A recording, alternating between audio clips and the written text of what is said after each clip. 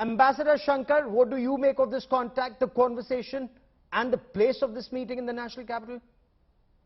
Well, it's significant because there's been a rupture in communications between the US and Russia since Ukraine. So it's significant in that context, but I wouldn't read too much into it because it was a very fleeting meeting.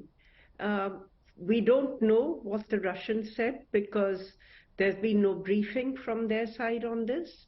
But we do know what the US said, and essentially there were three issues which the US stressed. One was that Russia should rejoin the New START treaty, which it has suspended. Two, that Russia should cooperate in reactivating the grain shipments from Ukraine and the agreement that was reached earlier in this regard.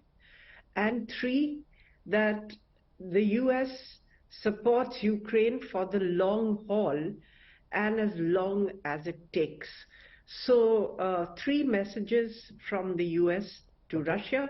The Russian side, of course, on these three issues, I think they have said that they can't cooperate with the US in inspecting their sites, nuclear sites, because the US is passing on information to Ukraine to target sites in Russia.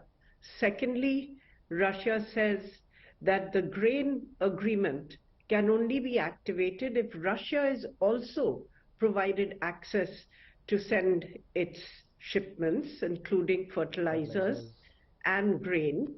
Of course, there is every sense that Russia is readying for a spring offensive, as is Ukraine for its own offensive. So I don't see things winding down right now. Fair enough.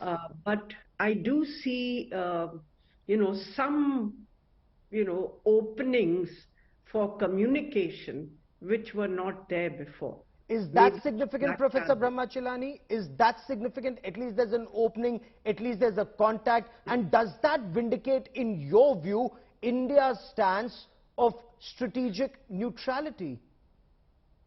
Well, India's strategic neutrality has held India in good stead. The Americans tried to bully India into discarding its neutrality. They failed.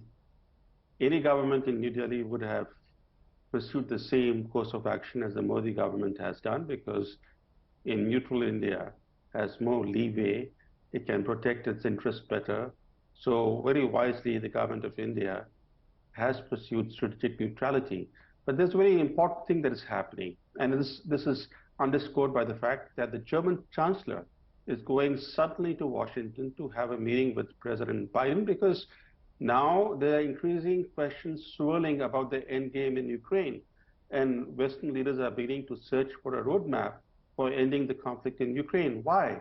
There are two reasons. One, that the goals that the Western leaders had outlined at the beginning, a year ago when the war began, Biden, for example, publicly said that he wanted economic collapse in Russia.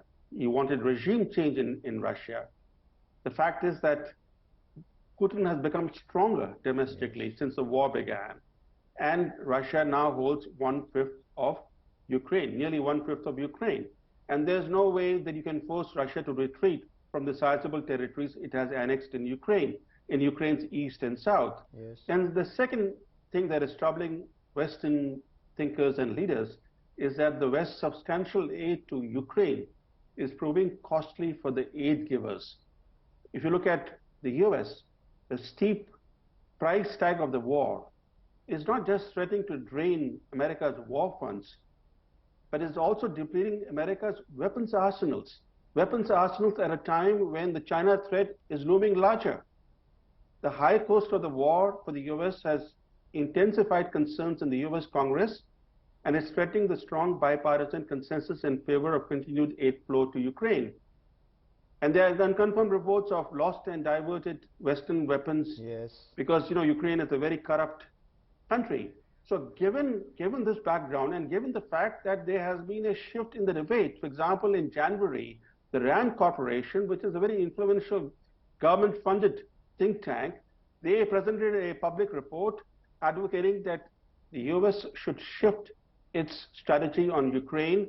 Instead of seeking a long war to weaken Russia, it advised American policymakers to seek a roadmap to end the conflict, because a long war would weaken America and actually cement a Russia-China axis against the US. And would so it would strengthen be detrimental. China. Absolutely.